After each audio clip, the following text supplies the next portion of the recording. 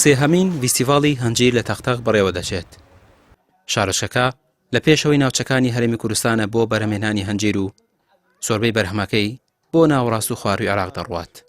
ئەم ساڵی زیاتر لە 80 جوتیار بەرهەمی هەنجیری سنووری تەختەقیان نەمایش کردووە و بەڕێوەبەری کشتتوکاڵی شارۆچکەکە دەڵێت لە بەرهەمهێنانی هەنجیر لە ئاستێکی بەرزداین. ئێمە ساڵانە وەک بەشکراوی تاقتاق ئەوە سێمین ساڵە کە ئەم فیستیڤالە بەڕێوەدەچێت لە ناحیەی تاقتاق بەڕێوە دەچێت. زۆربەی جوتیارەکانمان بەشداری تێدا دەکەن بە هەموو بەرهەمە کشتتوکاڵیەکانەوە. ئێستا ئەم ساڵ ڕژێکی زیاتر لە ساڵی پار جوتیار بەشداری کردووە و دڵخۆشکەریشن بۆی کە لە ساڵی پار بەرهەما زیاترە، هەر لە ڕووی هەنجیر و هەم لە ڕووی لۆبیاوە لە سنوورەکەمان. ئەوەی بەشداری تێدا کردستا بە نزیکەی 80 جوتیار ئەم ساڵ بەشداری کردیا. ئامادەکاریان تێدا هەمویان لێرەدا بەرهەمەکانیان جیاوازە لە هەندێک لە شاری سلێمانێت لە قەڵازیەوە هاتیە لە کەرکووک هاتیە لە هەموو شارەکان بەشدار بوون تێدا. وەڵای ئەوەی ئامارەکان لە بەدەستمانە ئێستا ئەمساڵ پێدرێن تقریباً 400 تەن هەتا ئێستا هەنجیر بەرهەم هاتووە. لە ساڵی پار زۆر لە ساڵی پار زیاتر بەرهەم هاتووە. ئەوەش ڕێژەی دڵخۆشکەرە، یعنی ناوخۆشی تەختەق و سنوور و دەوروبەرەکەش پڕ کردەوە و بۆ شارەکانی دەرەوەشی دەنێرین.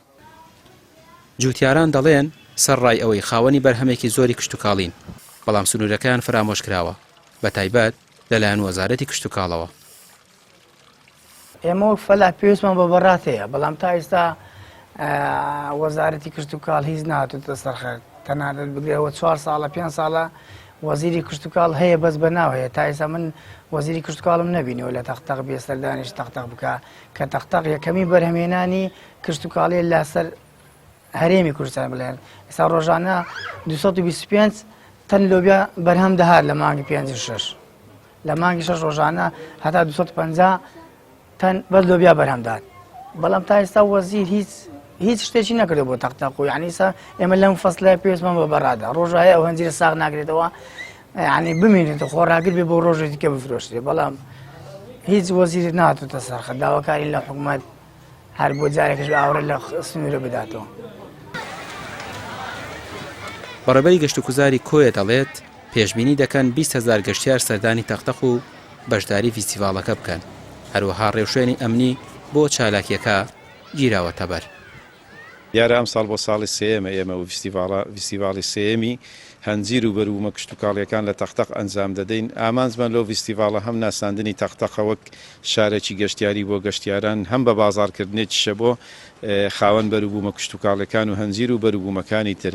جگە لەوەش لە پەراوێزی ئەو فیستیڤاڵە ژمارەیەکی زۆر خانمی دەستڕەنجین لە کۆی شار و شارۆچکەکانی کوردستان کارەدەستیەکانی خۆیان خواردنە کوردەواریەکان نمایش دەکەن. ئەوەش ئامانجمان لەوە ئێمە وەک بەڕێوەبەرایەتی گەشتوگوزار یاخود وەک ئەنجامدەرانی ئەم فیستیڤاڵە ئەوەیە کە کەلتور و کەلچەر و کەلتور و ئیتر ڕەسەنایەتی وڵاتی خۆمان بەو گەشتیارانە پیشان بدەین کە لە ناوەڕاست و باشووری عێراقەوە دێن. ساڵانە دەوترێت 300 بۆ 400 تۆن هەنجیر لە تەختەق بەرهەم دەهێنرێت. جگە لەوەی ناوچەیەکی گەشتیاریە، ناوچەیەکی کشتتوکاڵی گرنگیشە، بەتایبەت بەرهەمی هەنجیر و لۆبیا و ماسی. بەڵام نیگەرانی جوتیارانی سنوورەکە لە حکومەت ئەوەیە بە تەواوی فرامۆشی کردوون و هاوکاری پێویست ناکرێن. ڕامیار عوسمان، کەناڵی پێام، ناحیەی تەختەق.